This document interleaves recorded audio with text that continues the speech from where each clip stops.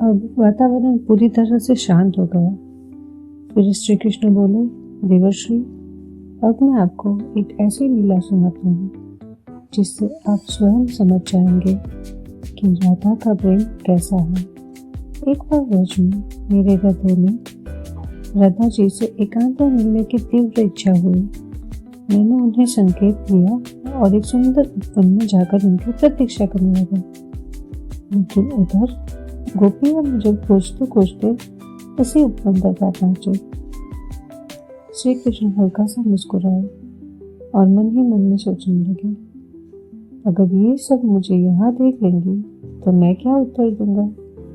तभी मेरे मन में एक विचार आया, काश मेरे 2 हाथ और होते तो मैं अपना रूप बदलकर खुद को छुपा सकता और फिर उसी क्षण मैं 4 भुजाओं वाले नारायण रूप में प्रकट हो गया, शंख, चक्र, गदा और कमल धारण किए हुए। जब गोपियां वहां पहुंची तो उन्होंने अपने प्यारे श्याम सुंदर को नहीं देखा। उनके सामने खड़े थे स्वयं भगवान नारायण। गोपियां एक पल के लिए रुक गई। उन्होंने हाथ जोड़कर प्रणाम किया, मन ही मन स्तुति की और फिर श्याम सुंदर को खोजने के लिए आगे बढ़ गए। लेकिन कुछ क्षण बाद वहां पहुंची श्री राधा। भगवान की वाणी में और भी कोमलता आ गई थी। देवर्षि, जैसे ही राधा मेरे सामने आई वैसे ही मेरी बाकी 2 भुजाएं अपने आप ही लुप्त होने लगी।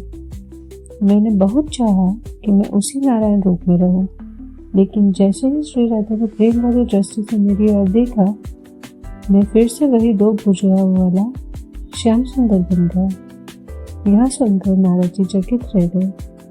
रुक्मिणी जी भी पूर्ण ध्यान से भगवान को देख रही थी और श्री कृष्ण बोले, संजय देवर्षि, गोपियों के सामने तो मेरा ऐश्वर्य टेक गया, मेरा नारायण रूप भी प्रकट हो गया, लेकिन राधा के सामने मेरा वही ऐश्वर्य ठहर ही नहीं पाया। राधा के सामने मेरा भगवानपन भी छिप जाता है।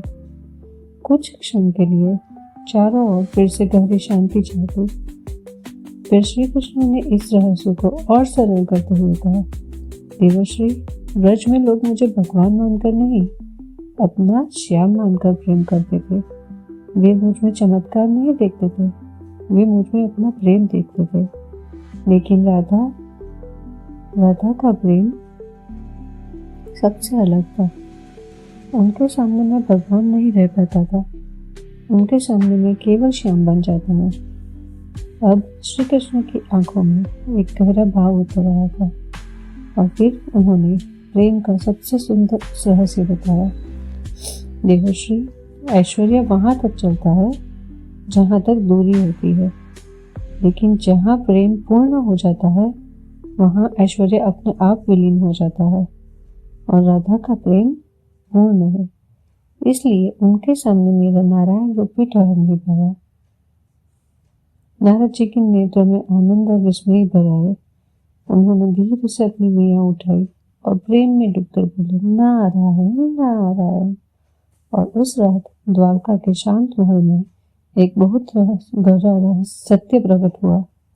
भगवान को पाने के लिए ऐश्वर्य नहीं, प्रेम चाहिए, और प्रेम भी ऐसा जिसके सामने भगवान का नारायण रूप भी टिक न पाए। वही है श्री राधा का प्रेम। आगे क्या हुआ अगले भाग में। राधे कृष्ण।